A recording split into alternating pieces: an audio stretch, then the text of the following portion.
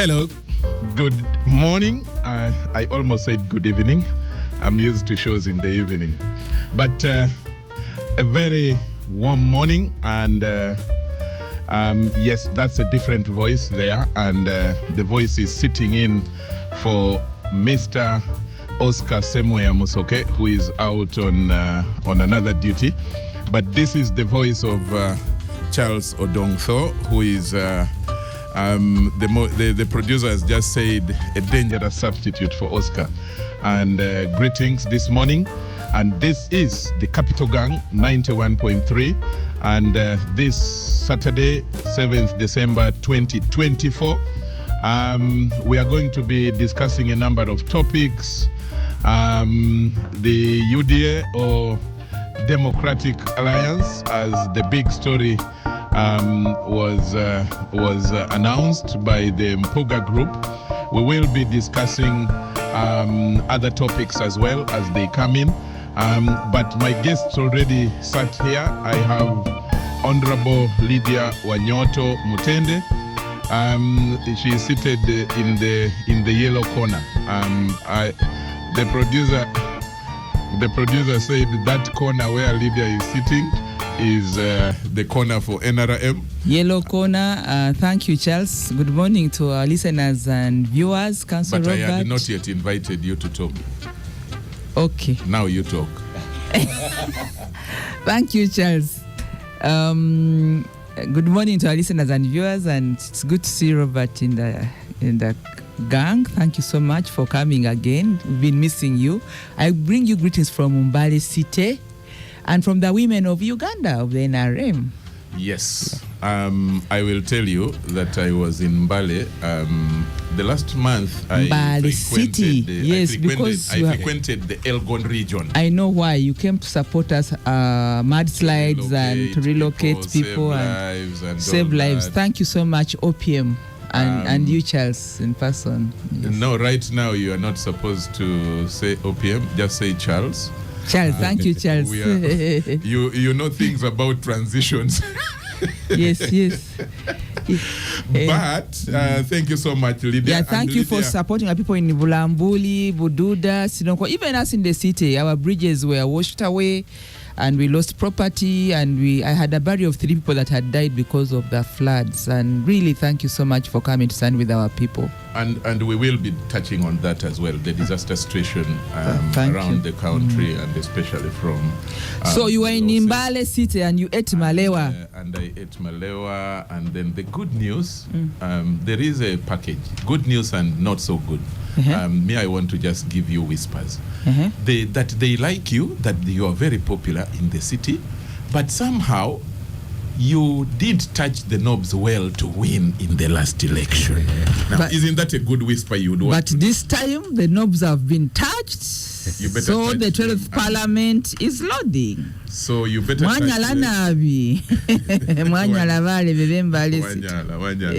Yes. Now let me shift over to Lydia. We will be coming back to you, but let me shift over to a gentleman who is so dear to me. Not that I will give you easy questions, but I usually joke that he contributed to my brains, and so if I have a slightly better quality of brain, then you can thank Robert Chirunda, the council. He taught me at Makerere Law School, and he's a great guy. I've not seen him in quite a bit, but I am delighted that he's here on the gang, and together we will be discussing the topics on the table. Dr. Robert. Now, that one was also loading. But Robert, whatever the title is, you're welcome to the gang. Thank you, Charles. Very good morning to you. Good morning to my colleague Lydia and to our listeners out there. It's been a while. I have missed this studio. Yes. Man, A lot We of also interesting missed you. conversations. Yeah, Oh. the setup is completely different. Patricia has roving eyes. I noticed Patricia. Yes. But I am very sure Robert means that there are now cameras in the room. Otherwise, But it's really good to be back, and I'm grateful to the gangsters who've kept the show going. It's a very important show. I think it's a very critical one. And to our listeners who are the reason why we come here. We come here, yes, sure. So and there are many, show. because we get feedback. We have many listeners. Good. And let's, Charles, before, I would be really, truly, deeply remiss to not thank Patricia and the production team, to acknowledge you to our listeners. You guys behind the scenes do an amazing job. did they contribute to your research? Research is hard. They were always on my mind. In my sojourns, in the time I've been away, they're always on my mind. So tell us the big news as well, because now this time is replete with big news, as they say. Should I now officially say Dr. Robert? Well, not yet. Not yet. This is what I've been up to while I was Loading. I went and did a master's in law science and technology at the prestigious Stanford Law School, which I am truly grateful. Again. While I was away, I also finished the background work to my doctoral thesis. That is the one I was interested in most. The process of the PhD where I'm studying it is fairly long. I have finished all the work that requires to go into it. It now has to go to a team of 5 examiners, 3 of whom must agree that I get the doctorate. I am confident that that decision will be made in the first part of next year, and that it will go in my favor. I've put in all the work, so everything is done. I am just waiting for. If those supervisors are hearing, listening into this show, let them know that they are up for a good show, for a good presentation moment with Robert. But I thank you, Charles, and I thank all the concerned people who've reached out to check on me and to ask how far things are. Yes. And fingers crossed, we'll bring this chapter to an end. Thank you very much, and good to have you. So, the topics. We are going to be discussing different topics, but one of those that we need to start with, and the better person to ask to start us is Lydia herself. NRM, UDA has come to town. There were banners all over town, posters all over town. I kept saying, what is going to happen? My friend Mpuga, I was with him at law school as well, taught by Robert as well. But the former leader of opposition in Parliament, now Commissioner of Parliament and MP, now the announcement was, the big announcement now comes that UDA, the Democratic Alliance, is it Uganda Democratic Alliance or it is Democratic Alliance, has been formed. Lydia, that is a competitor, if we go by the ideal political democratic world. Are you worried about any new formation that is coming from central Uganda, that is coming from offshoots, if I may call it, of DP, offshoots of NOP, but of a number of other parties that want to come together? Are you worried as NRM? Are you concerned? Isn't it a good thing? First of all, I would like to inform our listeners, and that we will not tire to inform people, that the 1995 Constitution, that was a creature of the NRM government, gave freedom and rights to people to associate politically freely. So for Honorable Mathias Mpuga, the Member of Parliament from Masaka City, to come and bring a new association, the freedom to associate, and start that journey, we congratulate him. Whether NRM is worried or not, we are not worried, but we are alert. We don't take any opponent for granted, or we do not underlook any efforts to remove our space. So we've taken note of the new developments, and we are going to dig in and ensure that nobody takes our space. In the last elections, this formation of NUP, if you remember, began like that, and they grabbed some parliamentary seats and space, especially in Uganda sub-region, which we have now been on the ground to recover as the NRM party. We've put a lot of effort. So the same, if you remember, NUP began around this time. As they began around this time, and finally they were able to grab some political space. So we are not worried, but we are alert. We are alive to the reality of our opponents, to the what they bring out to show, but the experience has shown that the propaganda and the campaigns against the NRM, finally those lies are outlived, and people always come back to the NRM. So when we came to the 11th parliament, or this term of office, we were many members of parliament from Uganda, but we had recovered from other regions massively. For example, the Acholi sub-region, the Lango sub-region, West Nile has always been ours. Teso came back to NRM, Bugisu is NRM, and of course the Western Uganda. So we are back on our drawing board, and we are drawing the map, and we're on the chessboard. So watch the space, because 2025 NRM is going to be started by our internal reorganization, having new leaders of the party. Then we shall have flag bearers. Then in September and October, you'll be seeing us very busy seconding candidates to compete in the national arena of the general elections. Right from LOC1 to members of parliament, the presidency, NRM will sponsor candidates, and we shall make sure that we put out our best foot to win, because we've been able to make a case on the promises we made in the last manifesto. And as you know now, our national chairman is actually checking on the progress. Next week we are going to be in Sebei. We've just come from Karamoja. A few weeks ago, the other week, we're in Teso and Bukedi. So we are combing the eastern side of the country. We began with northern Uganda. So worried? No, we are not worried. Working? Yes, we are working. Being alert? Yes, we are alert, and we are on the ground. Thank you. I'm going to ask, I just want to ask you a follow-up question, but before I do that, let me just announce that we have been joined by Right Honorable Abdu Katuntu, MP from Bugweri, and Honorable Katuntu, say hello, just to brief. No, you should also add that also MP from the diaspora, because he's our MP for the Pan-African Parliament. Thank you for that kind introduction. It's double MP. I'm sorry I'm late, but I'm glad to be here. It has been long since I last saw Mr. Kirunda here.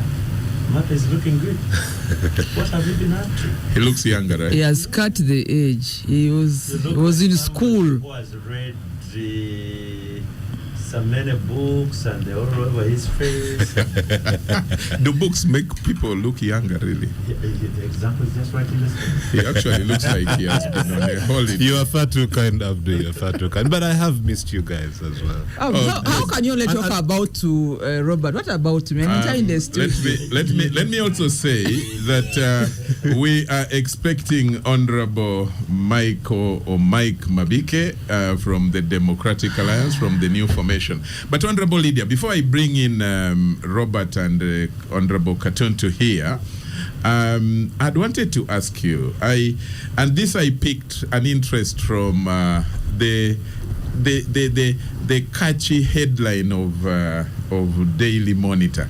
Daily Monitor in today's headline, I think, says that Mpuga unveils new political alliance to fill NUP void. The NUP void is put in inverted commas to eject Museveni. The NUP void. Is there a void? What do we understand from in your political strategy? What do you understand from that? You talked about Central. You talked about association and the diversity of political parties and formations and all that. What do you understand from that? I don't know how many marks I would get speaking about NUP, because I really spend most of my time working for the NRM. But you are an interesting opponent who fears talking about their opponents when given an opportunity. I dig in my business and look for votes in all areas. But for the monitor to say he's feeling the NUP void, well, he's been the vice chairperson of NUP in Uganda. And maybe they want to share their space as NUP, but they will find NRM on the ground. Good. Robert. Yeah, without any doubt. Robert, you have heard from Lydia, you have heard from my questions. Your take, these political formations that are coming up, now gearing up for, this is December, 2-3 weeks from now we will be in January. 2025 is pretty much really an election year. We can't run away from it, can we? Charles, first of all, I congratulate the Honorable Matthias Mpuga for taking the bold step to launch a political party. Many of us, starting with myself, have never even dreamed of doing such an undertaking. And I'm not sure that I would, for the reason that I'm going to state now. In 2015, I wrote an article on the state of constitutionalism in that year. That article came out 2016, but I was analyzing the events of 2015, the constitutional events of 2015. One of the conclusions I reached was that, because I think that was the year when we saw the Honorable Mambabazi's candidate go forward. Yes, yeah. That's the name I was looking for. Okay. And I reached the view that, in my honest opinion, political parties will not solve the Uganda political question, no matter how many we form.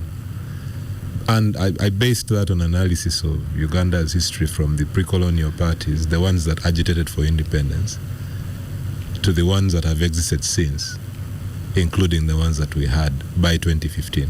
They all suffer the same problems. I only got to learn of the announcement in the evening. I was at an event for much of yesterday afternoon. The big announcement. So I only learned of it in the night. I don't know what the message is. I don't know what the pitch is. But unless there is something truly earth-shattering in the way that this party positions itself and intends to deliver, unless they have a radical change in strategy and approach, I will not be sitting on the edge of my chair for what the Democratic Alliance can do. That's not to say that the players in there don't have the capacity to cause impact of any kind. That's not my position. My view is the questions of today, we have enough political parties for. And I think I will leave it at that. Okay. That's quite interesting. That's a loaded statement, and it's really very timely for Honorable Katuntu to pick it up from there. And Charles, may I just point out that the Honorable Katuntu is looking finer than me. Yeah. We have already agreed that the shirt he's wearing I am living with. He has called his driver to bring another one. No, you can go in the vest.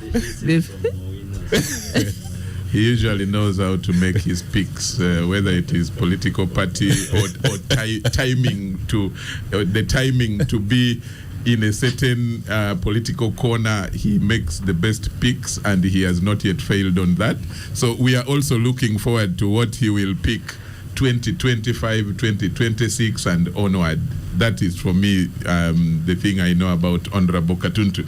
But before Honorable Katuntu picks the mic, we have been joined by Honorable Mike Mavike from the new political outfit, the Democratic Alliance. Honorable Mavike, just say hello, wave to the people if you like. Just say hello and say thank you for welcoming me here, and that I apologize for coming late. I was delayed in a jam. First, do that. No, I will not speak like Honorable Katuntu. I was not delayed in a jam. I'm happy to be here, first of all. Listeners of Capitalgang, how are you? I had a busy day yesterday. So frankly, I will not speak like a politician. I want to be frank. I woke up late. That is Honorable Mabike.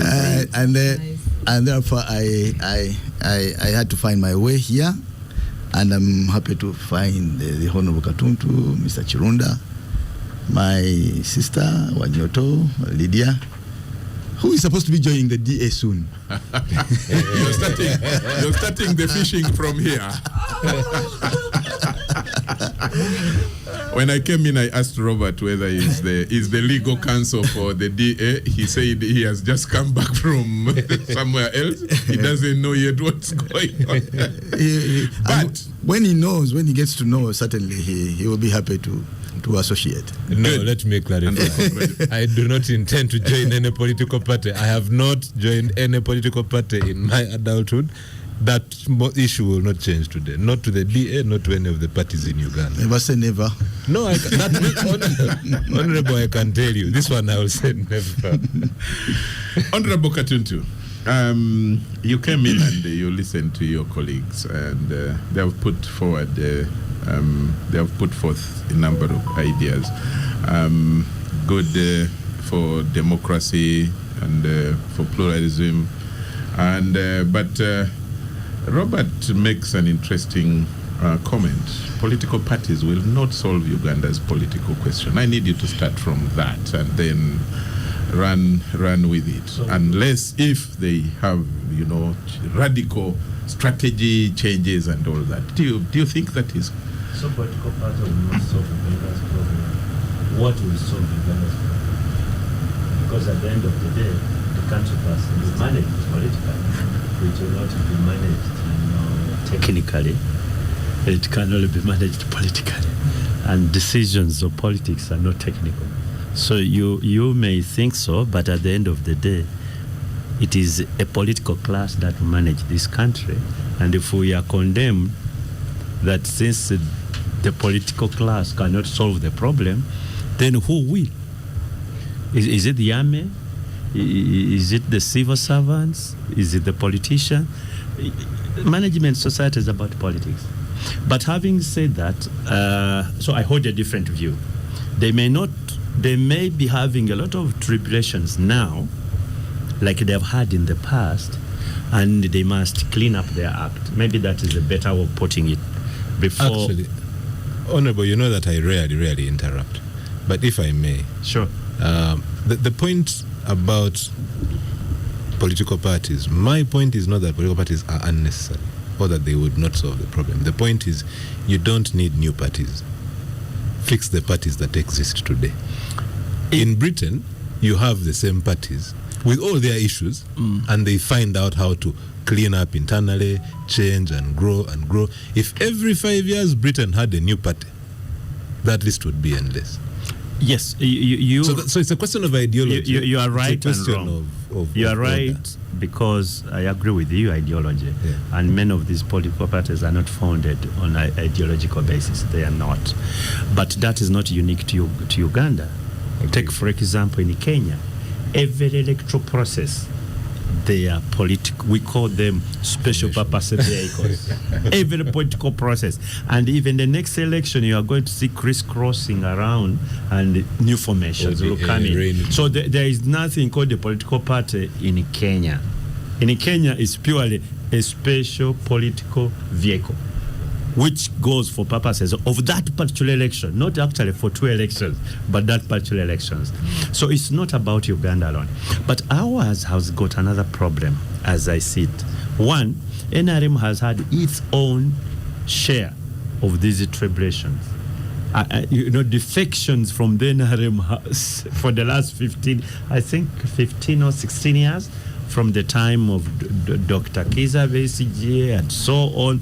So it has had these defections and disagreements. Many senior NRM have disagreed, and some have gone to retirement. Others, like the late Eria Kategaya, let his soul rest in peace, were in and out and in. Then the NR and the NRM were fused. You had the Tenye you the Tumukundes, Amama was Right Honorable. You see, so you've had all those. advantage the NRM has, though, is that they are in state power. So there is a little bit of leverage. You can do that, but you have other infrastructure that keeps you going. And then you also have a very strong leader who has managed to continue piloting the ship even with this turbulence. The Forum for Democratic Change, when we formed it, we thought it would be the legitimate opposition. We suffered the same. Unfortunately, we never had the leverage the NRM has. And what it is today, I don't want to talk about it, but what it is today is a shadow of its former self. It comes to Uganda People's Congress, the same problem. Mm-hmm. It comes to the Democratic Party, it is even worse. Honorable Mabike is here. You've had several formations of the DPs. Now there's another DP Mao, there's another DP still in Kavule, there's another DP which has gone through Kavule and it has ended up somewhere where it is. So it's going to be that. What I see today is that when the National Unity Platform was formed, it was not about like political like mine, except wanting change. And when they came together, all of them were like different background, different manners, ideologically different, career different. So, and somehow something came up, what you people call a wave. And everybody, especially in Uganda, the wave was on. In Busoga, the wave was on. Though in Busoga, it was at a different level. It affected the presidency, but it didn't affect the members of parliament. In Uganda, it affected both. Passing of time was going to be the judge whether it is sustainable. Unfortunately, it isn't. As we've seen, there have a lot of differences now coming in management, in ideological thinking, and so on. So many of them have fallen out. Was it surprising? No. To me, it wasn't. Because they could have learned more from the FDC. The problems we had in the FDC. Were they going to be the same problem? Yes. Were the challenges the same? Yes. Were the reaction to disagreement the same? Yes. Everything was like you would remove NUP and put FDC, and it would be the same. So now the group that has disagreed in law, in domestic relations, we call it that you've reached a point of irreconcilable differences, irretrievable breakdown.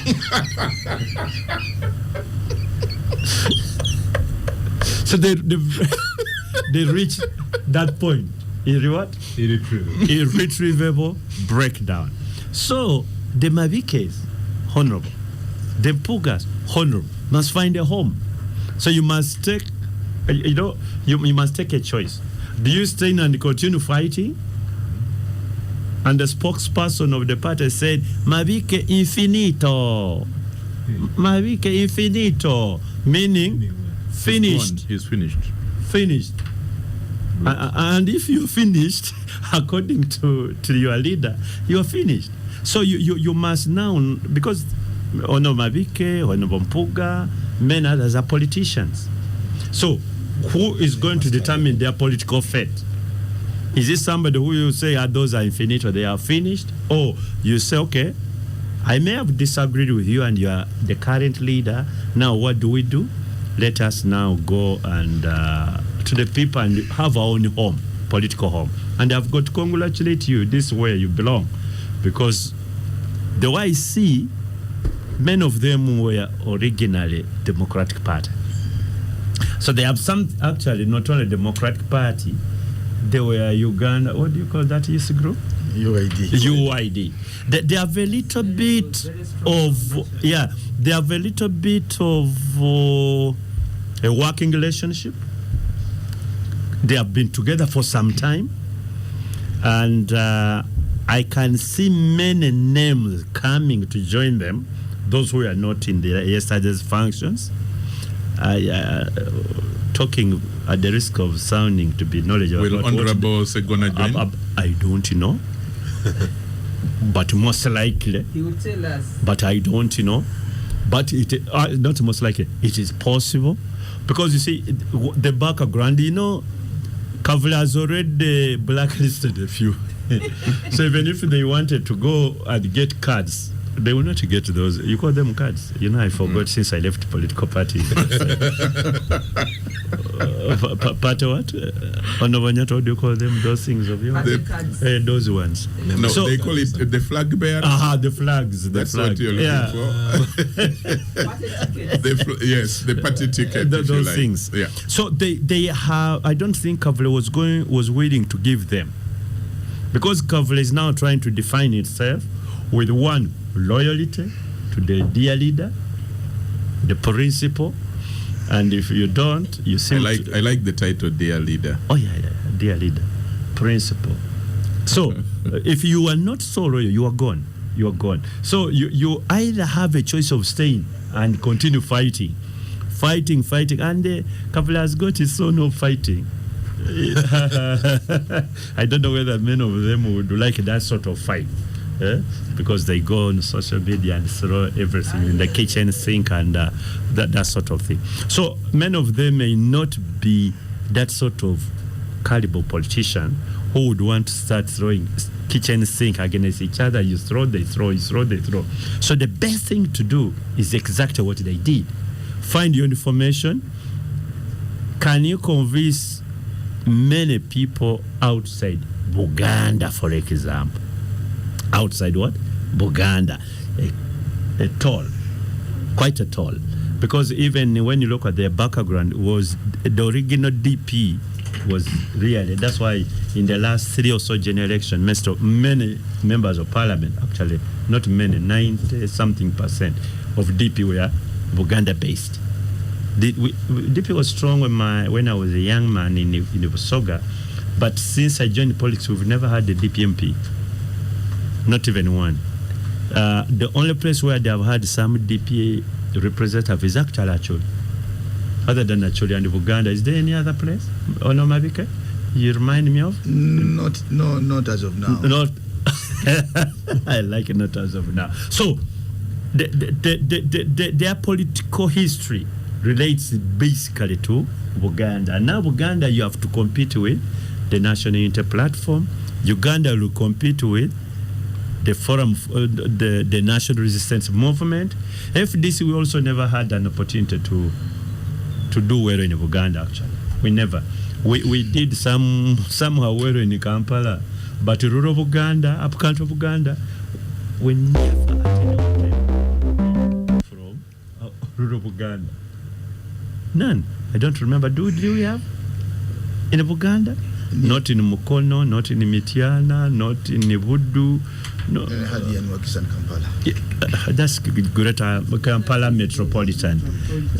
So now, but DP was beyond the metropolitan. It was also within the country of Uganda. Now, NUP has also gone to country. Actually, it had captured the entire Uganda. Will it be possible for the National Platform to have the same momentum it had in the last general election? I have my own doubts. That that momentum across the country or in Buganda, as you were referring did it have momentum across the country? Okay. I just need you to be clear for the sake of my listener. I thought the youngsters know that the momentum actually for NUP was in Uganda, and as I said earlier, in Busoga at the presidential level. That's where the momentum was, and that's where it ended. In the north, it was literally zero. In the east, the Honorable Nambeshe won more as Honorable Nambeshe, not as National Unity Platform. Because really, Honorable Nambeshe is is a very solid leader. Yes. Extremely solid, very strong, and he has his own politics. Whether at local government level, he was the district chairperson, he had been a member of the National Resistance Movement, and he had won his seat as NRM. in the other election. Yes. He comes, he disagrees, he goes as the NUP. First time he wins. So it's more about Ndambeshe. Very, very strong leader and loved by his people. But but Honorable Abdu, isn't the point? Aren't you raising a larger point there, which is? I always raise a larger point. Tongue and cheek, of course. Absolutely, but I think you're touching another point there, which is I think, isn't it fair to distinguish between momentum and translating momentum into votes? There is a general issue I find in the minds of many ordinary folk on the street: the assumption that crowds translate into votes. I think the distinction in the NUP wave, as I saw it in the last election, is that everywhere they went, they had a massive, massive crowd across the country. The votes, however, translated into a different result. And I think that's something that any politician should keep in mind. And that now goes to what you're saying about the Honorable Ndambeshe. That the Honorable Ndambeshe, people who vote for him, don't vote for him because of the vehicle through which he arrives. They vote for him because they believe in the solid person that they believe him to be. And that can be said of yourself in Bugweri, that can be said of a number of other strong politicians who've been on the scene, at least since 2001. Yeah. You know, and to be fair, in the changing landscape of Ugandan politics, I think that between 99 and today, the landscape has been changing so dramatically that anyone who is able to hold a seat more than twice outgrows the political party. Yes. Precisely. That's true. That it doesn't matter the formation. People are voting for you. And there are those who have been there since the CA. You see? Not very many, though. Not, they've been, the number has been reducing with every election. But the fact that someone can stay on the political scene in Uganda's dynamic, changing times, I think that speaks of something. And so, people forming political parties now need to be alive to why exactly do people wake up in the morning and go and vote for the Honorable Katuntu in 2001, 2005, 2006, 2011, 2016, 2021? You see, and by the way, in between, he has gone from UPC to Reform FDC, Agenda to FDC to, you see, now independent, Certified isolation to independent, you see, to no color, to you see, no color, no. No color. That is where I come from to say. That's why you see him in this church. There are people in Uganda who say we want to contribute to solving Uganda's political problem, but not in the shabbiness of the political parties.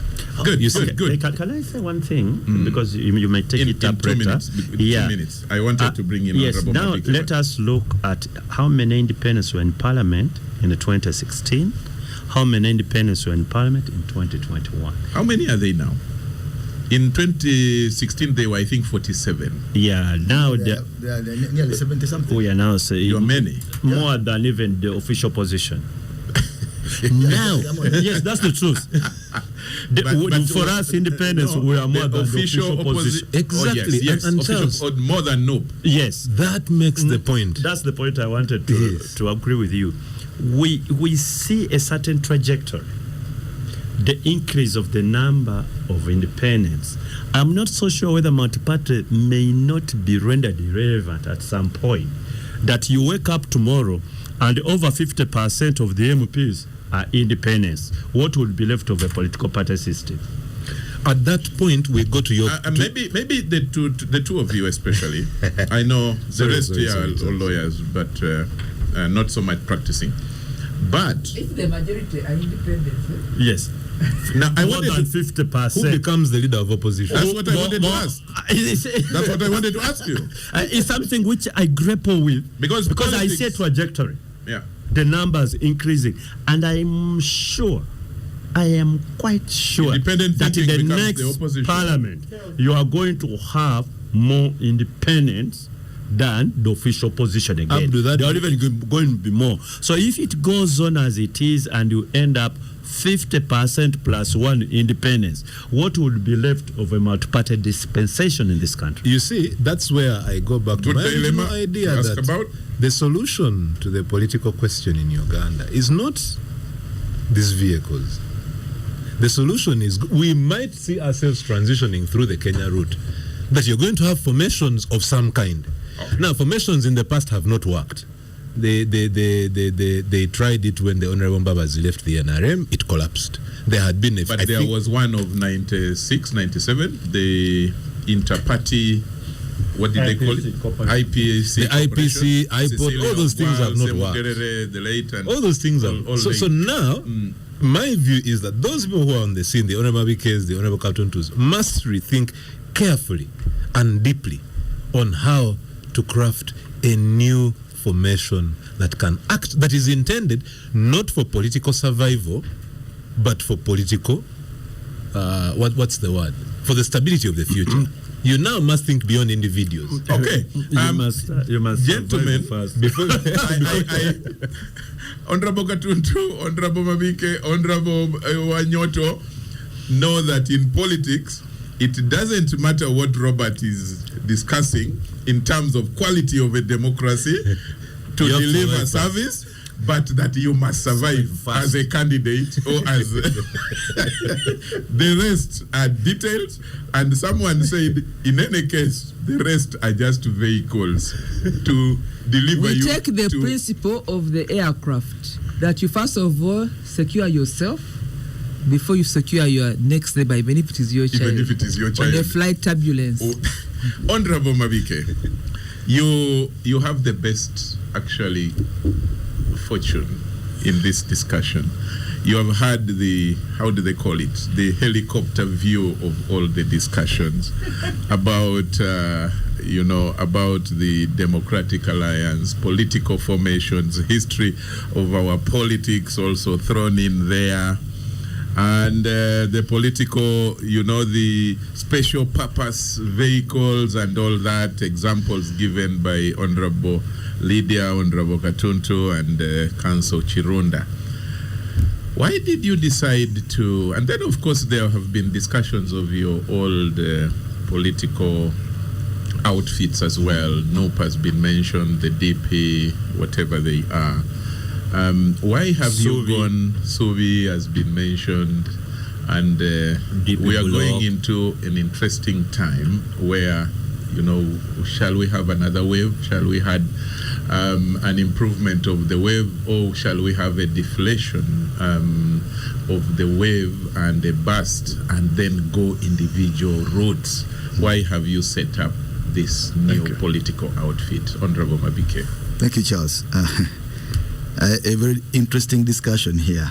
I like it, actually. And I've had, I have listened attentively to Robert and a veteran Katuntu. Number one, I thought a discussion here, a question here, whether political parties' new formations were relevant to the present challenges. And the answer is, of course, obvious. If you don't have political parties, then what else can you have? Political parties are a vehicle to take you through a journey. And I always tell people that our intention is to go to Entebbe. But I've got a Vitis. I am driving around Kampala Road. It fails me. If I've got a better option, a cruiser. You cruise. I cruise. I leave the Vitis and jump onto the cruiser to go to Entebbe. So, political parties are vehicles. They are a means to the end. They are not the end in themselves. That must be clarified. Two, we are now dealing with the aftermath of the collapse of Katuntu's party, FDC. Katuntu's party made many mistakes for those 20 years. Katuntu know that he has many. No, FDC. I have singled out specifically FDC because his last address, known address, was Which he passionately founded. No, Yes. the other one I was born in it. Yes, and The I DNA, the DNA is red. But the one I bust yes, is what Honorable is talking FDC. about. And I know him there. I know what he did. I know how passionate he was, and I think he too is dealing with the aftermath of that collapse. The split in FDC affected. The Land Cruiser. Yes, that was it. I think affected the politics of the country. There's no doubt about it. Because you should not forget that this NRM of Lydia Wanyoto is not actually a political party. It is a military political formation. It was an alliance. It was an alliance of gunmen. You know, Corporal Wanyoto.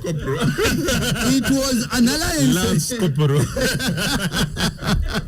I hope she has bothered to study the history of her party. It was an alliance of gunmen together with the peasants of Luwero. And at the end of the day, when they were approaching Kampala, they also brought in the DP elite group. The Semogeres, the Mulemas, and that group. Of course, it had been an alliance to counter UPC at the time. And the DP sustained that alliance, by the way, for a long time. And ultimately, they formed what they call the NRMO. NRMO did not really transit a lot from the original military political formation. So, NRM itself is an alliance, by the way, and it keeps changing. As I speak today, NRM is now also has built an even broader governing alliance, of NRM now, PLU, I hear, DP Mao, and I am told a section of UPC. So what is the challenge now? The challenge now is to build a new governing alliance. Many people forget that we are NUP and we are founders of NUP. When the FDC collapsed, we decided to regroup and reorganize the Democratic Party. And all of you know of the events called the DP reunion. All of you know the works and the formation of the DP bloc. The formation of the DP bloc was a regrouping of all those scattered forces that had actually gone into abeyance or had gone into other things while FDC dominated.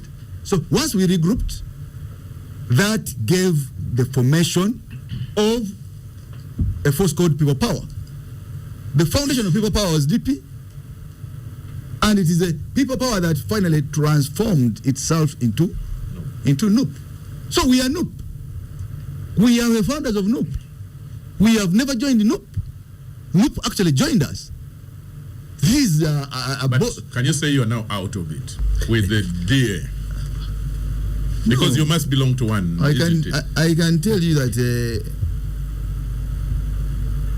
when we actively participated in NUP, I noticed the dragging of our intention was actually to build what Robert has been saying. You know, you rebuild afresh, you build a new focus, you build a new national agenda. You know, you start offering solution to the prevalent challenges now. Now, inside NUP, of course, things did not go as anticipated. First of all, it was an alliance with the wrong group. It was a mistake in the first place that we could agree to sit and allow novices to lead seasoned people, seasoned leaders. You know, to allow hooligans. That's a very strong statement. Yes, of political leaders. But you really know what's happening on social media. You really just know what's happening in social media. You can't act that. You can't call your vice president a thief, a president of a party. standing anywhere, using a public forum, and you call your vice president a thief. You know that? Then you go to another forum outside Uganda and you call your vice president and members of parliament dogs. This is very serious. So you can't act in such a formation. You know, you had so many leaders, seasoned people, are being allowed to allowing themselves to be led by fellows who are so inexperienced, fellows who have just been doing many other things, and thinking that though you could work with those fellows to set an agenda. Now, but isn't that, Honorable Mabike, isn't that a big political dilemma for you, even when you go into elections, especially that elections are about the popularity, about winning votes? Charles, you need to first get the Charles, votes. it's not even about 2026. Okay. First of all, it's about correcting a mistake and getting back on the correct path. One, when we fronted Mr. Chagulanyi at the last election, Buganda accepted. By the way, he did not win because it was a genius. This is work which we had done over time. In the DP block, our strategy was to capture, because formally, since 1996, Besigye and Samogera had been winning West Nile, they had been winning Acholi, they had been winning Lango, they had been winning Busoga. Bugisu, and parts of Teso. They had been winning. The problem we used to have at the time was Buganda and Busoga and the West. So, in the last strategy, we said, no, let's have a formation that can now that we have those other areas, let's have a formation that can focus largely on Buganda and Busoga and parts of Bugisu, so that if you add these three regions on the rest, then you have the number. And you have a way to the numbers that we require to win over the presidency. But when we moved in with that candidate, yes, we did very well in Uganda. We won Uganda. Yes, we did very well in Busoga. For the first time, we won Busoga. But sadly... No, you only won at presidential level. Yeah, at presidential level we did. Yeah. That was important. That was important. Because had we... Mr. Katuntu, had we won West Nile, won Acholi, as best he had been doing, had we won Lango, had we taken over Teso, Buganda, and Busoga, that would be game over. That would be game over. You're right. That's why you're saying. Yes. So what happened? What happened? With our strategy and with this candidate, we were only able to consolidate in Uganda and Busoga. But those regions which we had been winning reversed back to NRM. West Nile we were defeated thoroughly in West Nile. We were defeated thoroughly in Acholi, which we had been winning since Semogerere. We were defeated properly in Lango, which we had been winning. We were defeated in Teso. We were defeated in Bugisu. So, after the election, we went back and asked what was the problem. They said it was about your candidate. Actually, in those areas? Yes. You went back. At one point, we were in Acholi and we had a meeting of elders. We had a meeting and they were saying, gentlemen, for us here in these parts, we don't vote musicians. Huh? We don't vote musicians. Actually, without Besigye, we had to go back to Museveni.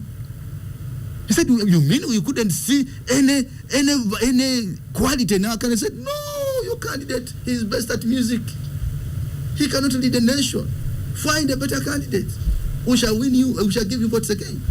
So brother, this is about correcting a mistake. It was a fundamental mistake. We are lions being led by sheep. And this is not sustainable. Now, what are the challenges today? 3 challenges. 1, transition. 2, reform. 3, reconciliation.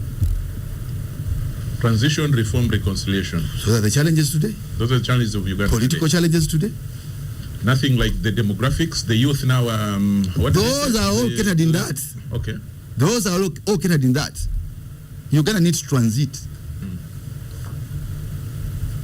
from this Museveni formation into a new era. Uganda, the guns that liberated us in 1986, continue to rule us. We have never transited. Understood? Talk about reconciliation. What yes, I'm coming to that. This is very important. This is very critical. Very critical. Uganda has never had peaceful transfer of power for 62 years. Everybody who has come in has largely had to swim through pools of blood to get to State House. And we thought that Museveni would be the last. It has not been possible. Actually, even if you talk about economics, you talk about education, you talk about these things happen. You remember, all of you remember that we had a very beautiful country called Libya. In Libya was more or less a paradise. You had free medical attention, you had free education, you could just walk into a showroom and get a car and drive away. If you are a university graduate, you want to marry a beautiful lady like Lydia, you would just go in and even get a free house, marry, get a free house, and even get allowance. But the issue was about the politics, the leadership. The leadership. Can I just do this, Honorable Michael? I need you to wind up on the issue of reform and reconciliation, and then we move to another topic. But I have to pay my bills as well, because, before I pay those bills, the adverts, I need to say that we are enjoying coffee, breakfast served by Star Cafe on the table here. So keep it, the Capitalgang, 91.3 Capital FM.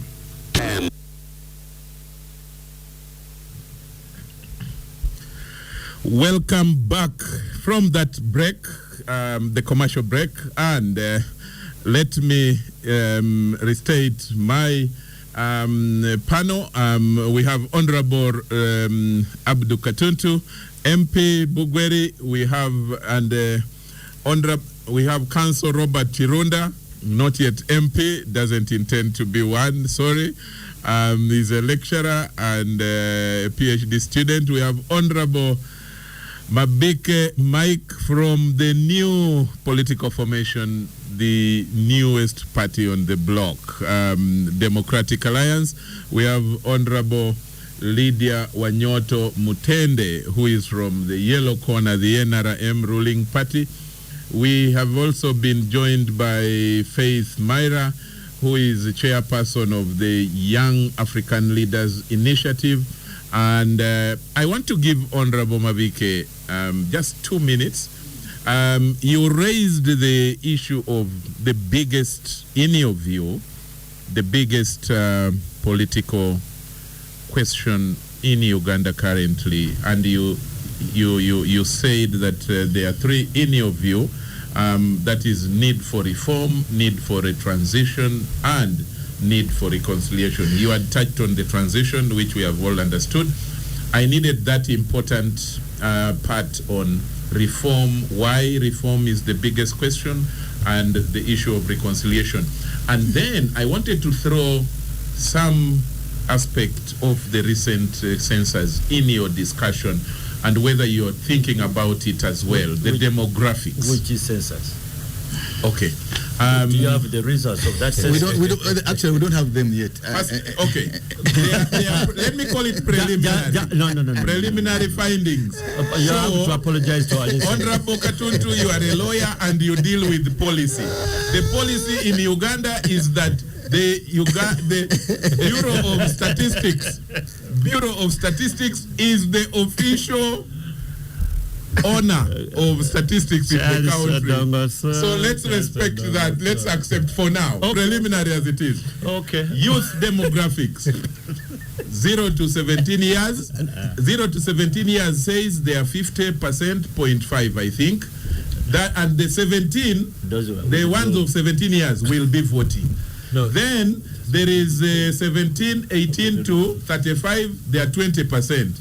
Put that into your discussion. Robert, I will give you just after. No, Charles, I think let's be fair to the listeners and to Honorable Mabike.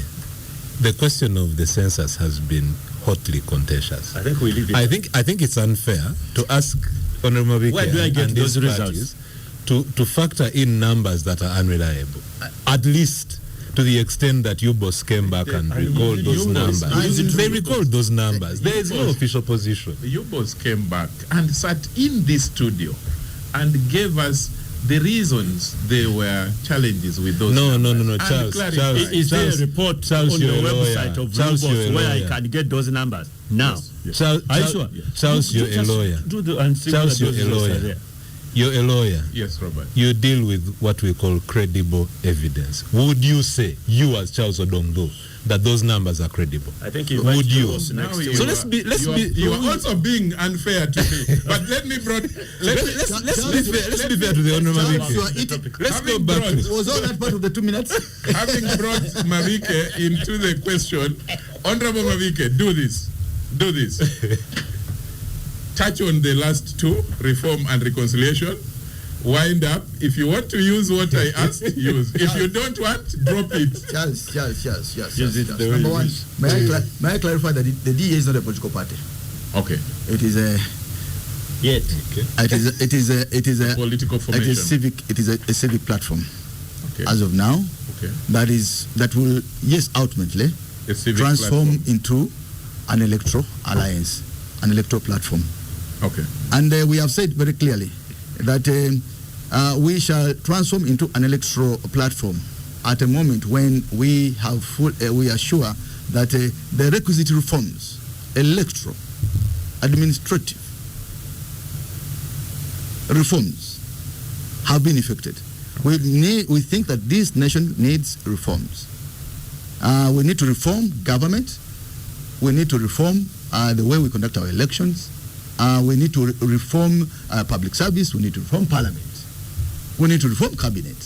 Yes, and we have actually published a concrete proposal to that effect. Okay. We also think that this country needs reconciliation.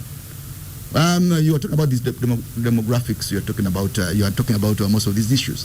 There have been issues between regions, issues between political parties. There have been victims, there have been perpetrators. We need a government-led reconciliation process that will finally resolve some of these long-standing pain and the injuries that people really carry with them. So those issues we have published a document, and we think that they are quite relevant. Now, going back to the DA. The DA is a formation, it is a platform, it's a civic platform, it is only a building block of even a bigger governing alliance to come. Don't you think that we are going to end up with just the DA? We may actually, at the end of the day, transform into even a broader, wider, all-encompassing, people-driven, people-centered governing alliance. Abdu Katuntu talked about those electoral alliances, those alliances in Kenya, and yes, they have served the purpose. Uganda is a unique situation. Uganda is not the normal democracy you'll find in Ghana, you'll find in Malawi, you'll find in Botswana, you'll find in Namibia. It is not. Here is a leader who has been around 40 years. The guns that he used to capture power, he has never dropped. He is using the same guns to sustain himself there. And he is, of course, co-opting politicians, co-opting actors, civic actors. Has it gone into elections? Into this. Now, elections in Uganda are a mere ritual. Actually, elections have become a ritual every 5 years. If we go into the next election without addressing the challenges of the past election, we will have entered a process whose results we already know. And we in the DA think that there are issues to talk about. We are not going to sleepwalk into that election without actually resolving some of the issues that presented challenges in the last election. And we are happy that, by the way, the leader of the DA did request for space on the order paper to present well thought and well researched proposals on reforms that we need to conduct before the next election. So in summary of this, One, what are you trying to do? We are trying to correct mistakes. What are you trying to do? We are trying to renew hope. What are you trying to do? We are trying to rebuild quality leadership.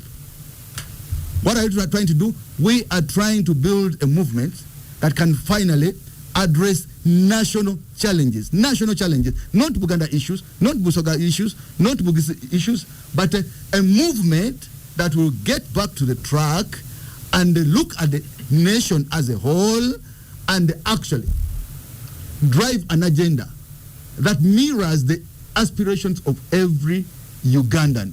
We are trying to offer a new vision, a new direction, and we're trying to really present serious vision. Not in this Katemba. My friend was talking about the numbers. You saw the numbers in Kisoro. How are those numbers done? Now, actually, we want to stop all that now at the end of the day. How are those numbers done? You know, here, somebody moves with 30 costas from Kampala. He goes to Chisenyi. He gets young men. They dress into red. They are put in costas 900 people already. Because a costa is 35 people. That's 900 people. Then he gets 45 MPs. 45 of his MPs carrying 7 or 8 people per vehicle. Then now, you go to Kisoro, drop this group, they begin marching, and you think this is support. At the end of the day, you get 903 votes. And you made a lot of 10,000. Because, of course, when you see people marching in red, singing, oh man, you think now you have too much support in this region. But actually, when these numbers have been transported to the area. Okay. So that's not the kind of politics that we want to do. We want to do real grassroots politics. When you go in an area, you have genuine support, you've got committees, you've got structures that can actually translate into votes, real votes. That answers the question. Was it Honorable Katuntu or Honorable Kirunda who said the question of momentum? The numbers, the population in a campaign versus the votes. The Americans say prose versus poetry. So this is what is going on is the poetry. And the prose is the one that is now the vote. Can it come? Now, Robert, before you come in, someone has said, I am happy to have, Charles, I am happy that you have on the gang, to one of the best, on the gang, one of the best brains on the show, Kanso Chirunda. I am listening in. Please make a comment. I hope that is not one of your students, because students tend not to criticize their lecturers. But we have 5 minutes to wind up with all of you, so use it appropriately and make the last comment on this topic. We have to shift to another topic. Yes, I'll be really brief. First of all, my deepest gratitude to that listener for your very kind words. It's always humbling to get good feedback from our audience. You know, listening to the Honorable Mabike, there's a bit of sadness in my heart in the way that Ugandan politics shapes up. If I review the discussion so far from where we started, these are the points that crystallize in my mind. Number one, Uganda's political parties have massive problems that they need to fix. Number two, and my argument was that I'm not sure that fixing those political problems requires a new political party. I think it requires a rethinking of strategy and repositioning. Now, we must disagree on that with those who are in the trenches. Perhaps they see things from a viewpoint that I don't, and I respect that.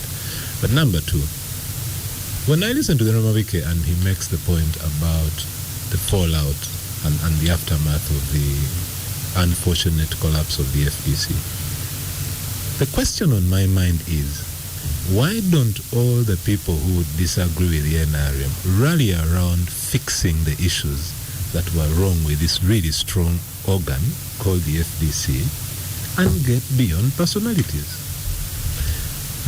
So I'm going to leave two questions. That's the first one. The second one is, there is a sad and tragic thing that I see in Ugandan politics, which is what Bill Clinton in his campaign of 1992 called the politics of slash and burn.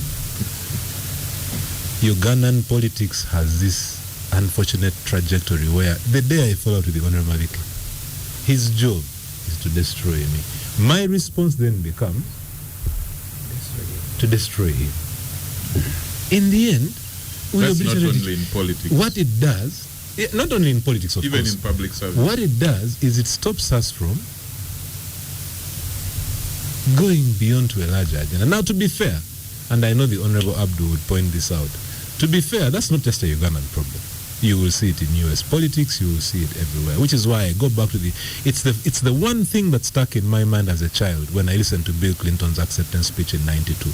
He said, we must stop the politics of slash and burn. When I listen to the Honorable Marike, what I don't hear is how do we go beyond that to fixing that, generating that national consensus in a new structured way that is beyond individuals. And that, for me, is one of the many missing pieces on the chessboard. I will leave it at that. That you have made is a big problem, I think, across Uganda, and you find it in the church, you find it in civil society, you find it in public service, you find it in politics. So how do you, in political parties, so isn't it part of the Ugandan DNA, and how do you solve it? Someone has said that our politicians, the leaders we have, come from the same society that have those problems. Honorable Abdu Katuntu, your concluding comments on this topic. We need to transition to another topic. Yeah, maybe from that person, the society gets the leaders it deserves. True. Having said that, I'm equally sad. You know, Mike, you talked about reform and reconciliation, but your tone does not portray yourself as a person who is a reconciliation seeker or promoter or even advocate. It doesn't. And my counsel, and I've been around for some time, as you know, to you people, please, if you are really interested in genuine reconciliation, you must change your tone. Definitely.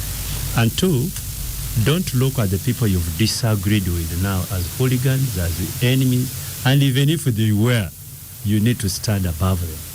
Then you'll have a moral right. So, by the way, this is a different group of people.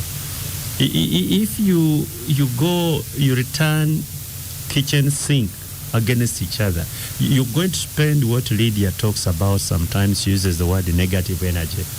You'll spend a lot of negative energy, and Kerala is saying it quite simply that, look here, you lose out on the focus on the real issues. Then you start, engaging each other negatively and so on. Because I can see now what is going to happen. I hope it doesn't happen. I'll be pleasantly surprised. In the next election, you are going to be too much between you and Kavule. That's what it's going to be. Fighting for Kavule is going to return fire. You also return fire. I don't know who is going to be burnt by that fire, but at the end of the day, the serious guys who are thinking that this country should be managed better are the losers. So the political class must change. We need a paradigm shift. We must change. At some point I say we are all sinners. None of us is righteous. Please, none those listening to us. We have all sinned. Until we go back and say, where did we go wrong? And how do we move from point A to the next point? We will be involved in this sort of thing. Because at the end of the day, that group in Ikavle, you can't rule them out. They may be inexperienced, they may be whatever it is, but there they are. They have their base. They have their base. And you must engage that base very constructively. Don't fight it. You fight it, I don't know who the winner is. Lastly, Mike talks about reforms. I have my utmost respect for the Honorable Masias Impuga. I think he means well. There is no doubt about it. And many others who talk about reforms. But the sort of reforms we need in this country today are not legal. No. They are not legal. They must be political? Yes, and let me give you an example on the electoral laws. We have the best electoral law in this country. And let me give you an example. Does our electoral law allow rigging? It actually criminalizes it. Does it allow bribery? It criminalizes it. Does it allow the army getting involved in elections? It criminalizes it. Violence. It everything you would want, the law is already in place. But the problem is where? Do we implement the law? The problem is actually impunity. Impunity. Is there a law which allows bootstrapping in this country? No. Eh? Even after it's criminal. There is no law that allows impunity as well. Yes. You see, it is impunity. So the solution to it is actually not legislation. Okay, Honorable Katuntu, I would love to listen to you and keep hearing you, but unfortunately, time is not the best resource. So let me bring in Honorable Lydia Wanyoto. Honorable Lydia Wanyoto, very 1 minute. But Honorable Lydia, Honorable Katuntu, this is the joke. When Honorable Mabike spoke the way he spoke, do we really need Honorable Lydia to speak? Yes, and this is why. Don't dance at it.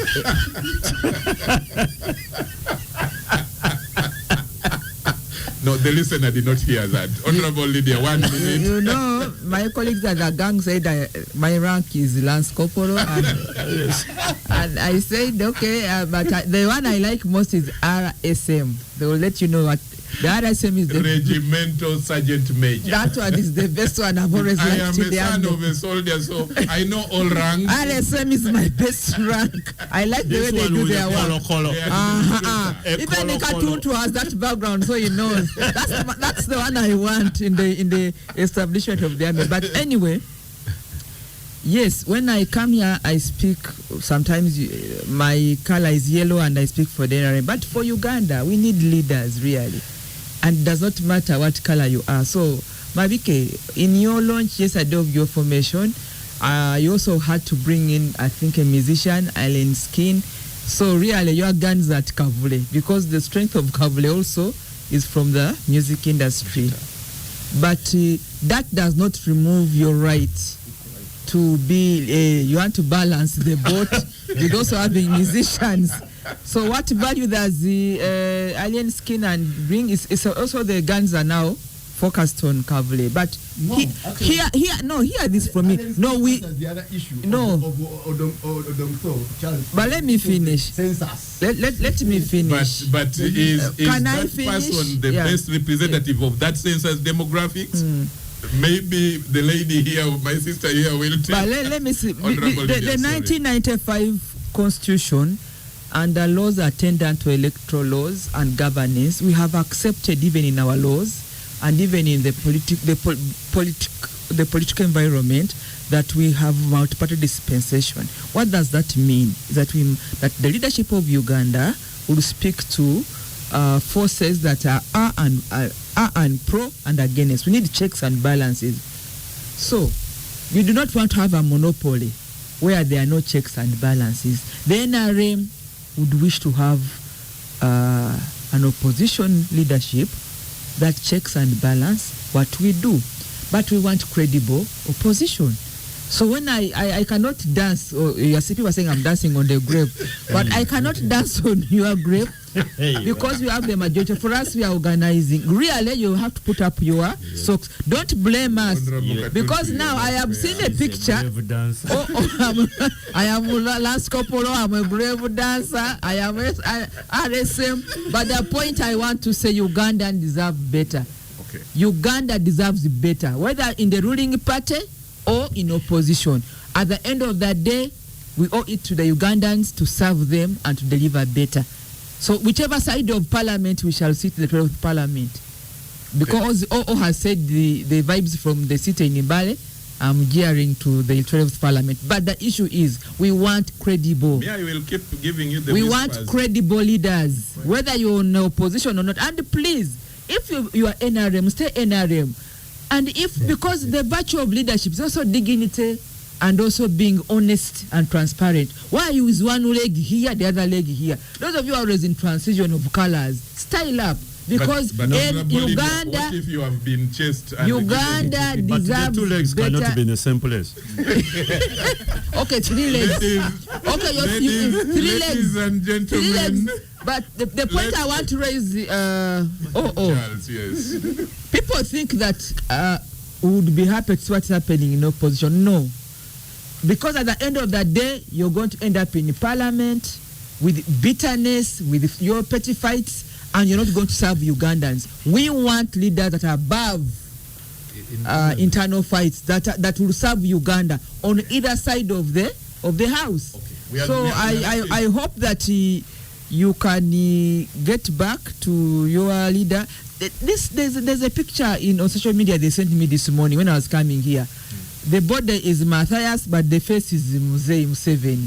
Now, if you are going to begin doing those things, you form your party. For us in NRM, we are solid. You come, we compete. May the best team win. You don't want anybody who is not NRM to associate with the Museveni. So you are about to. May I raise? No. Lydia is competing for Museveni with other people. No, she said this is ours. No. Why is you don't know. The impression is, let me listen, Katuntu. The impression is that you see, whenever there are divisions like what's happening in Ikavule, it is because NRM is putting in their hand. And I want to say no. Raise the occasion and do your thing. Why are you saying that now there is a hand of the NRM in your fights? We don't want to fight. We have enough work to do. We are delivering the manifesto. We are preparing for elections. We are too busy to know what's happening in Ikavule. So you give NRM a break. I'm sure you do your thing. And Marike, please defend us. Because this is your thing. We are too busy to be... Hence the accusation. NRM is too busy to know what's happening in FDC. Welcome back from that last break. This is the Capitalgang, 91.3 Capital FM. And the panel is discussing a number of topics. The next one we are moving into is the gender-based violence discussion. And 16 days of activism is what we are going to be looking at. We have in the studio Faith Myra, who is the chairperson of the Young African Leaders Initiative and is also a specialist for gender and youth with the sexual reproductive health rights. In the studio with quite her. Mouthful. Yes, it is. But even your title is a mouthful, Honorable Katuntu. Only that. We have Honorable Katuntu Abdu, MP. They now call him a veteran MP. He has been in Parliament now 25 years. Only. We have Councillor Robert Chirunda, a lecturer at Makerere University, teaches law and a PhD student. We have in the studio Honorable Mike Mavike. Actually, not Mike. Michael. It is Michael. Which one do you like? Sometimes Michael. In journalism they teach us use what the owner prefers. Michael. Oh, sorry for using Mike. Honorable Michael Mavike, former MP, a member of the Democratic Alliance, and Honorable Lydia Wanyoto Mutende, who is chairperson of the Women's League, NRM. She is a presidential advisor. She is a consultant with the National Planning Authority and has been IALA MP twice. And Honorable Lydia and the rest, good to see you. Now, 5 minutes, my sister Faith Myra. What is this about the gender-based violence that you are taking 16 days, 2 weeks around Christmas to take us into activism when we want to go home, we want to go and rest with our families, with our village mates, and just eat and drink? Now you are taking us into activism, and why? Thank you so much, Charles. I think to the listeners, thank you for joining us. I believe, starting from your very statement of saying that we want to go to the village and relax, drink and all of that, I think that is an impossibility because there's a lot of violence happening. As people get drunk, as they do drugs, as families unite, they fight more. So I think it's important that we look at gender-based violence beyond it being a women's issue or human rights issue, but also an economic issue, because Uganda, per se, we lose a lot of money because of violence, and I want to refer to some research that was published by Forum for Women in Democracy. It published a research that said Uganda imported an estimate of 31 trillion Ugandan annually due to gender-based violence. And that is because in terms of loss of productivity, because when people are hurt, they don't work. When you look at child marriages, when you look at the girls that drop out of school because of violence, they don't get to actually contribute to the economy. And when we also look at the healthcare expenses that come as a result of GDP, we realize there's a lot of medical expenses that come to that, especially when it comes to serious injuries, physically but also emotionally. And when you also speak to other related costs, litigation, costs, transport around, moving around, chasing suspects, and you will see that there's a lot that speaks. I know that politicians, our leaders, understand the language of money. And that's why I want to speak to GBV in terms of economic impact to the country. And to just reflect on some of the statistics. As a country, globally, 1 in 3 women. You see, you count us here, how many are we in the room? We are 4 women. 1 in 3, you see here, have experienced some form of violence. You're 4 out of 8, so it is well balanced. It doesn't matter the balance. I think we shouldn't lose the statistic in this, that you're looking at every woman out there, you count 3, 1 of them has faced violence. And when we were at the Eastern and Southern African Youth Symposium on GBV shelter policy, the Assistant Commissioner highlighted a statistic that shocked me but also brought me to think. Last year about 12,771 cases were reported for GBV, but about 5,000 were actually litigated. Look at that gap. Are people accessing justice? These are issues that I think it should be a political issue as we head into campaigns and elections. I was enjoying the conversations of the honorables here, but I can't help but think, in their constituencies, do they have shelters for survivors? Someone that has faced violence that can't stay home because their perpetrator is at home, do they have a refugee space? I think these are things you should include in your manifestos and look at if people are going through a certain, whether it's sexual, it's physical, it's emotional, financial violence, where do they run to in your constituency? And I think that's why it's every member of parliament's issue. I want to say and commend the country, the government. We have very good policy framework. There is a lot of policy as a country that we have, right from the Constitution to the Anti-FGM Act of 2010. We have the domestic, there's a lot of policies you would outline as a country that we have. The question is, Councillor Chirunda said, the implementation. We are just failing to implement some of the things that we have. Why? Is because I think we are not intentional on putting resources, domestic resources, to say that it's a shame as a country, all the shelters, which are the safe havens for survivors of violence, are actually owned or operated by non-government organizations or private sector. What does that mean? It means, as government, you have no, shelter that you can put aside. And you'll debate with me to say maybe there are factors that would be resources, but also people might abuse them. But should we ignore that just because there is that? Because there are people dying every day.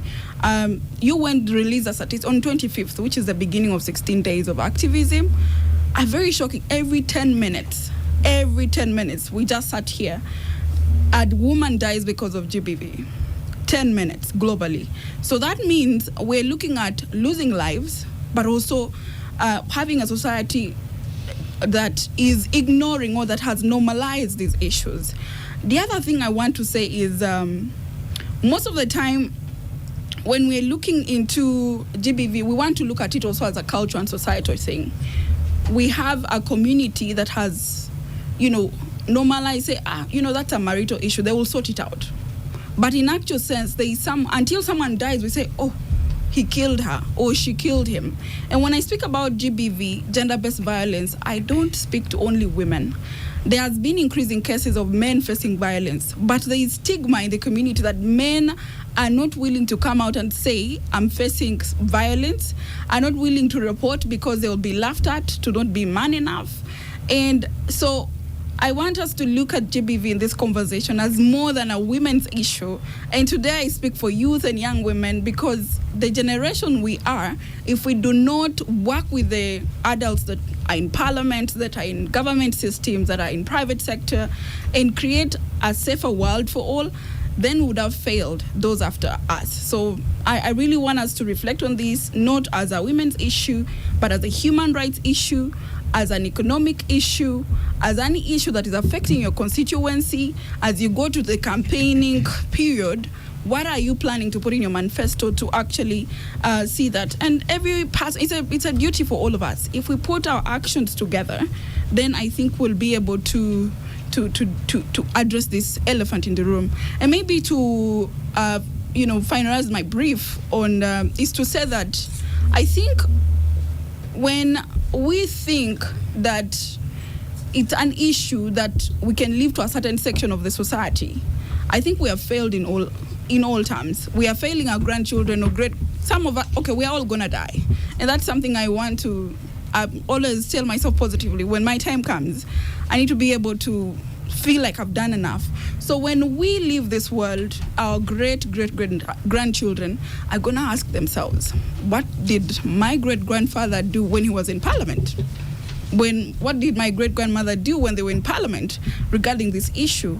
And I think move it away from a national statistic, bring it to a level of my home, my lineage, and maybe we will care more to see that we actually make this a reality. We join hands, unite, like the theme of this global 16 days of activism this year is unite, invest to prevent violence against. So we need to invest. We don't want to just talk. We need to see really tangible. And I'm looking forward to working with all of you to see how do we make this a reality. Government, private sector, youth, the new DA, all these alliances that are coming up. My question is, so what? Because I always ask myself, as politicians are making this movement, so what? What is the impact? Because that is where the youth is interested in. That's where the woman is interested. That's why children are interested, to see. But if we just join, whether we are moving yellow, red, or whatever color, I want to see us ask ourselves, so what? Okay, we have launched. Okay, we are now this. So what? You're in parliament. So what? You're in that position. So what? So those kinds of questions you should ask. People have trusted you with power. So what? 5 years, you go back. So what? So these are questions I want us to reflect on and say, what am I doing in my capacity to address some of these big issues that we tend to side to a certain section of the society? Thank you so much, Charles. Oh, thank you very much, Faith. Thank you. Good proposition. They have listened in, especially the representatives of the viewers out there who are in this room. You said as you go into the electioneering, there are two people here. I need to confirm the third one. Honorable Michael Mavike, are you going to stand in elections in the next round? Yes or no?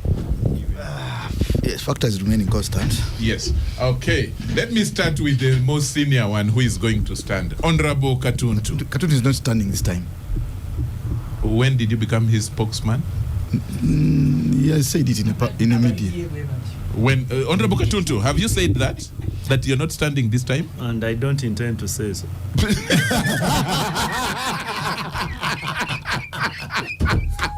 What I know, Honorable Katuntu Honorable Katuntu and I started a talk show on another TV. Yes. And he said he was not going to stand. Then when he was going to change his mind, he said, I will tell you when I change my mind. Then he said so. This time he hasn't yet said so. So Honorable Katuntu, on gender-based violence,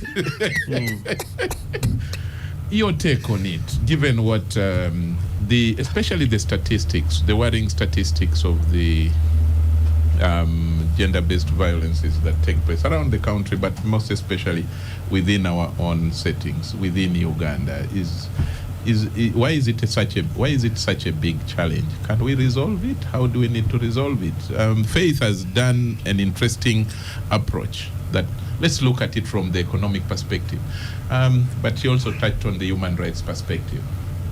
Your view? Obviously, puts it in another perspective, which I'm not so much an enthusiast. That's for the Gen Zs of this world. But let us look at those of us from some other generation. How did we handle this issue? With the new constitutional order, 1995, she's asking what our leaders have done, what have they, blah, blah, that sort of thing.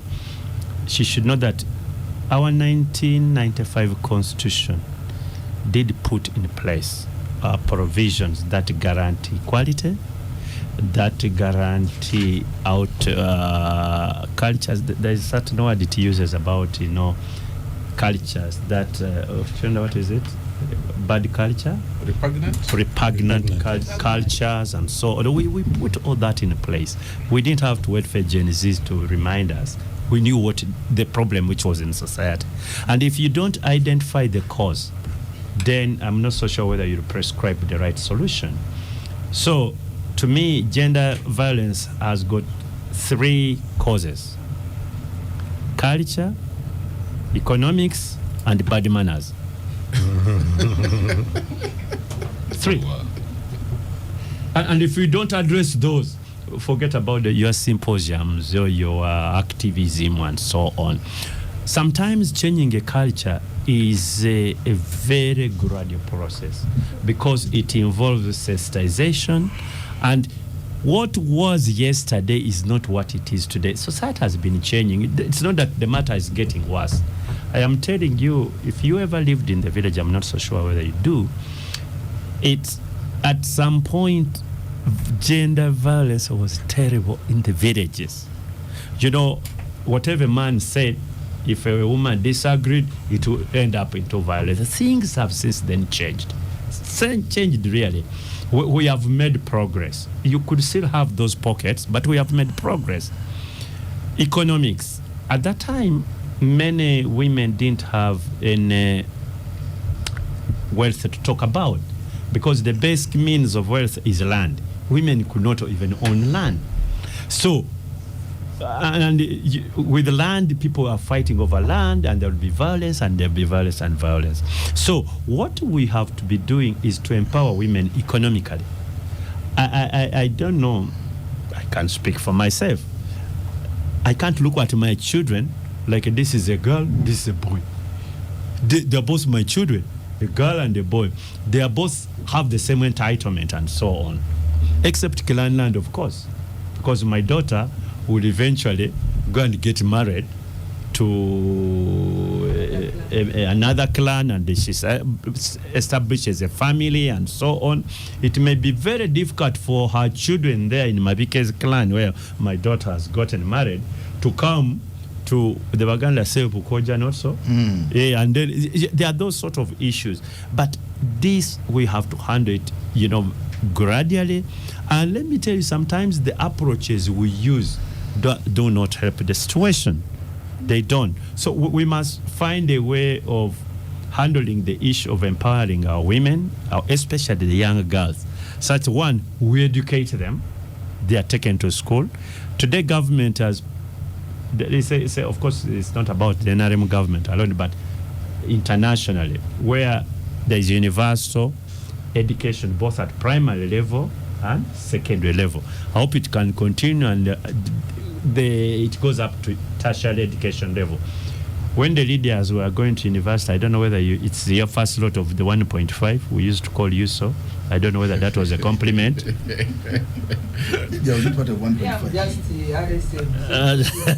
So there are those where government said, look here, we are having a problem about the girl child, therefore we need to have them go to university. And at that time, they gave them that affirmative action of 1.5 points to make sure that we have as many girls as possible. To cut the entry points. Yes. And these are realistic issues, and it works. You get it? So we just have to be sometimes people may have good cases, but they don't present it the best of. And if you don't, people resist. Society resists. Yeah. So we need to be very careful. Culture. Let me give you an example. For example, in Sebei, because it is so. I can't even imagine. It is terrible. People who go for FGM and so on and so forth. But over time, it is changing. It has taken a little bit longer, but it's changing and so on. Because if you confront, they withdraw. The worst of that actually were the women themselves, especially the elder women. They were the one who carrying out these things and so on. So, and then you have to confront a very big problem, but you must find a way of handling it. So, my advice to you, activists, please don't make it like it is pure about activism. No, we need to be changing the culture. We need to be educating our children, especially the girl child. She goes to school, enabling them economically. They have the little bit money, they own wealth. And some of those things over time, they may not be as big challenges as they are.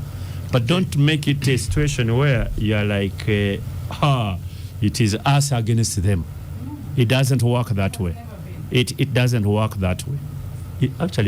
I say this because I know it has been so in other discussions by some other actors. And they make a very good case, again, become controversial out of no reason. Okay. Honorable Lydia Wanyoto, your thoughts on this? She's the women leader of the National Resistance Chairperson, Women's League something like of the National Resistance Movement. She took over from her. Jacqueline. Yes. Okay. Why are you emphasizing that? No, I just wanted to know. Honorable Lydia Wanyoto. I want to thank my sister for coming to speak to the 16 Days of Activism. It's an annual event around this time. It begins on the 16th, and there are 16 days, of course. But maybe also tell us why the choice of 16. I have never understood that. Does it have a meaning? It's just a global campaign. No symbolism. No symbol. Every day has kind of like a right. Okay. That they are the different rights. The different. Every day speaks to a different right, Brilliant. but it's a global thing. I've been part of this campaign for a long time, like Abdu was saying, but also experience helps because yes, this is a global campaign. It's very important that you domesticate. Yes, there are 16 days, but we need to unpack so that it speaks to the environment in Uganda, so that it can work for Uganda. If you remove it from culture, if you remove it from the economic environment, if you remove it from the status and just look at what the global acronyms speaks to about the rights, then you lose. And I want to go back to the 1995 constitution that has helped us to domesticate the Ugandan cause and the Ugandan case. The whole chapter 4, the Bill of Rights of 1995, the Bill of Rights, speaks exactly, and it gives us the tools to which we can domesticate and make it work for Uganda, because the Bill of Rights in chapter 4 of the 1995 constitution speaks to, and from that chapter 4, we've also been able to put in place institutions and policies. The 1.5 has been mentioned that now empowers women to receive skills and an education and to leverage women to be able to compete with the proper skills and professionalism. But there are also programs and government departments and agencies. For example, the 1995 constitution made it possible now to entrench that we must have a Ministry of Gender, Labor and Social Development. That ministry speaks to the rights, it handles issues women and also men.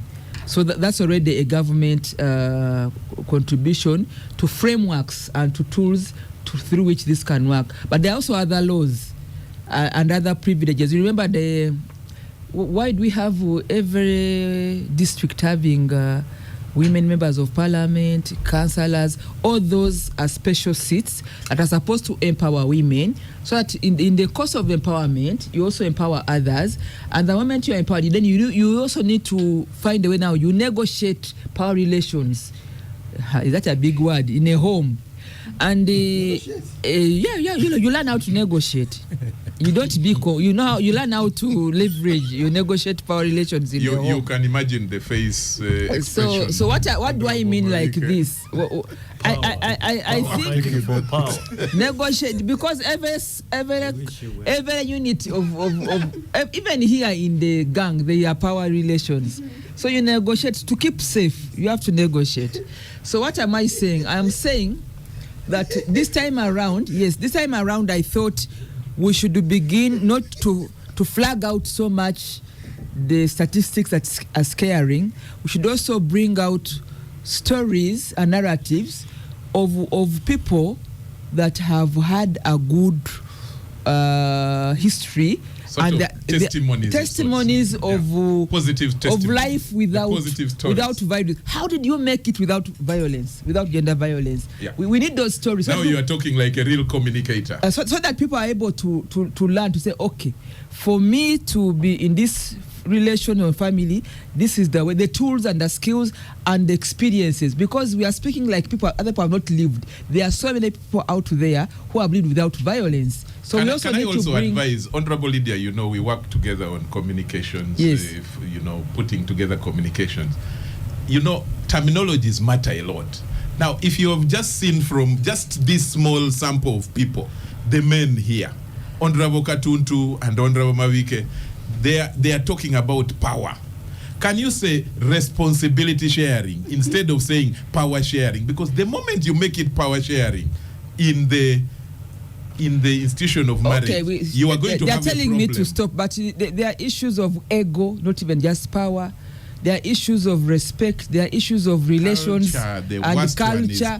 On how, but then power in our setting, I want to be very specific about culture. At the end of the day, we must learn in our culture that the head of a home, if you are married, because I'm a widow, and there are people who are single, but in the dynamics of where there is a man and a wife, it does not matter how economically empowered you are, the man is the head of the family. So you must know that, so that you avoid this power. You are leveraging your economic muscle against the husband. The husband is the head of the home, whether he has money or no money.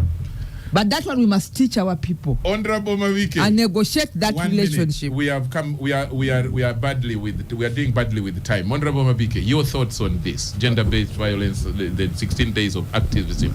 How should we approach it? But first, Lydia is too young to be a widow.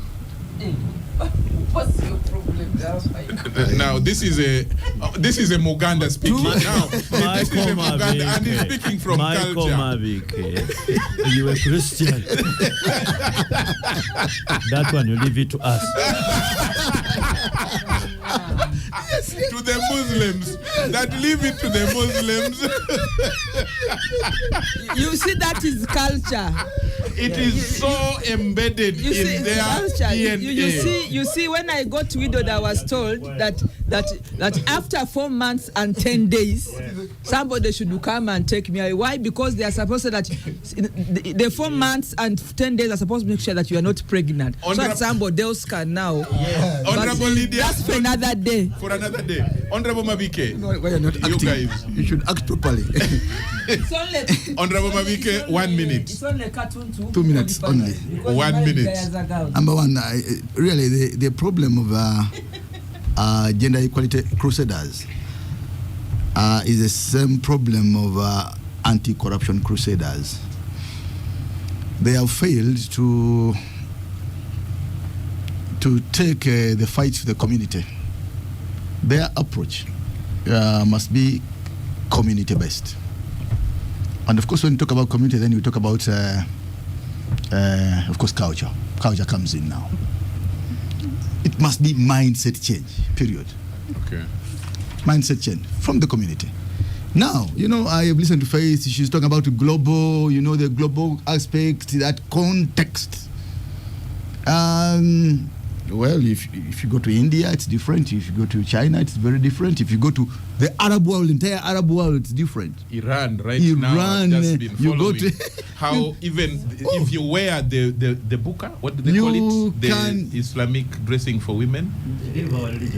No, we need for education.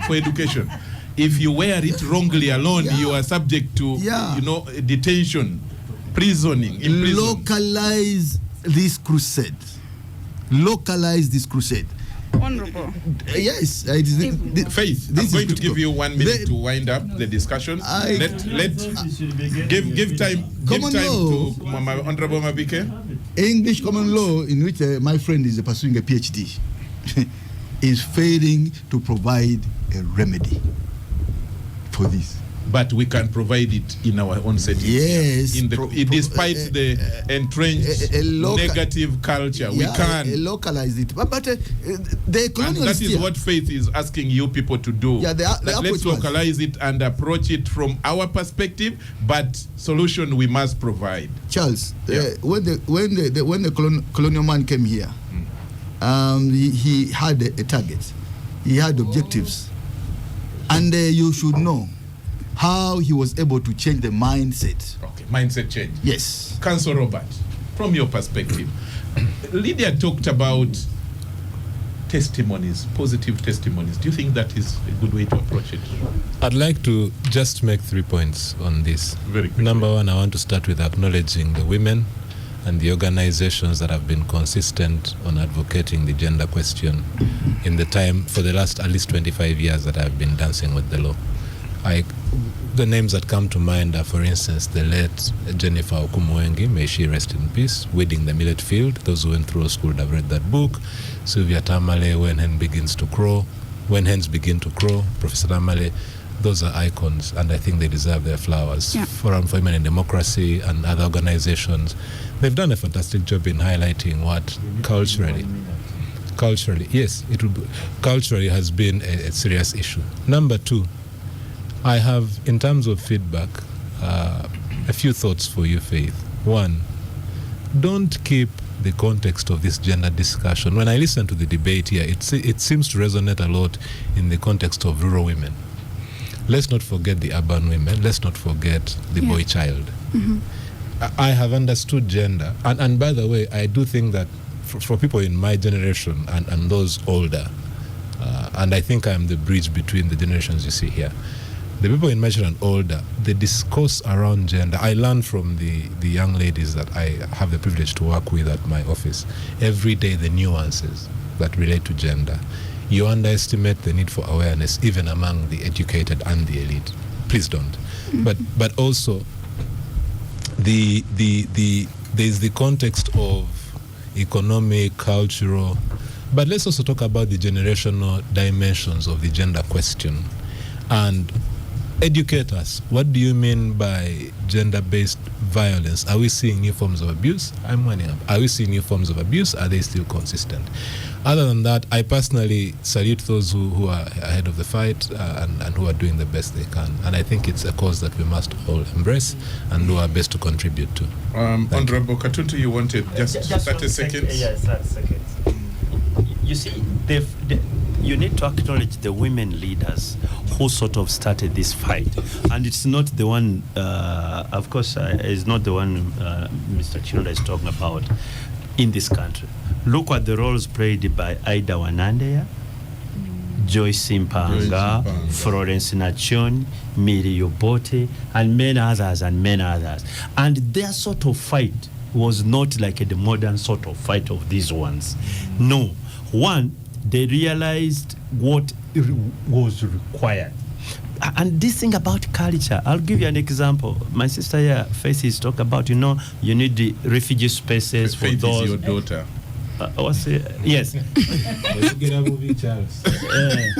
said he has been in Parliament for 25 years Only. after serving as a council. So, let me tell you a story. I can't imagine a refugee space for a man who has suffered gender violence and is put in some, you call them what? Shelter. A shelter. Hey. Say here I am in the shelter. Yeah, I am Chirunda.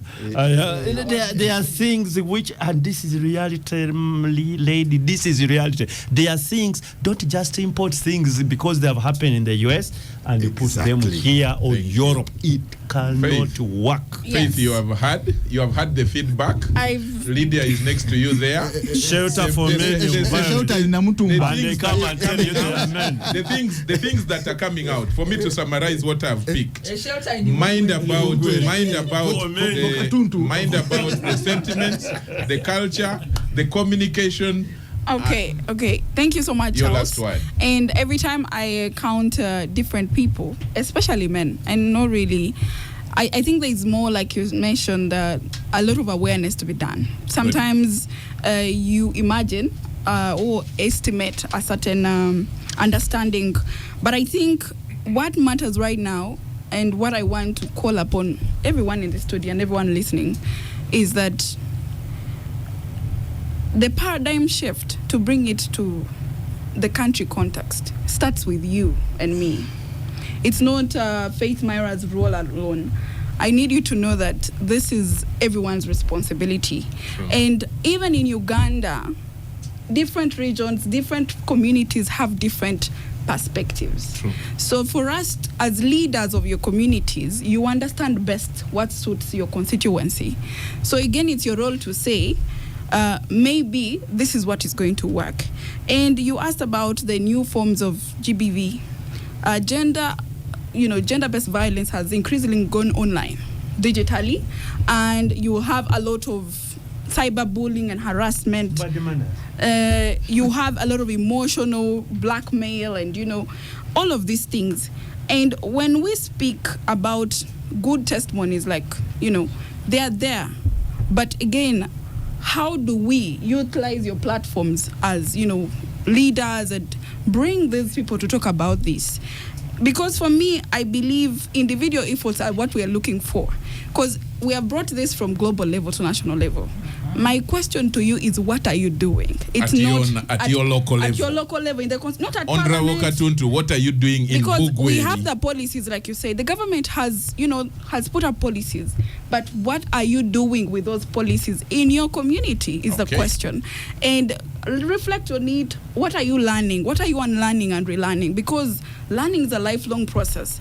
If you are stuck in your perspective of this is what I know and this is what the world is changing, digitally, culturally, everything, economically. So you also need to be able to flexibly learn and relearn.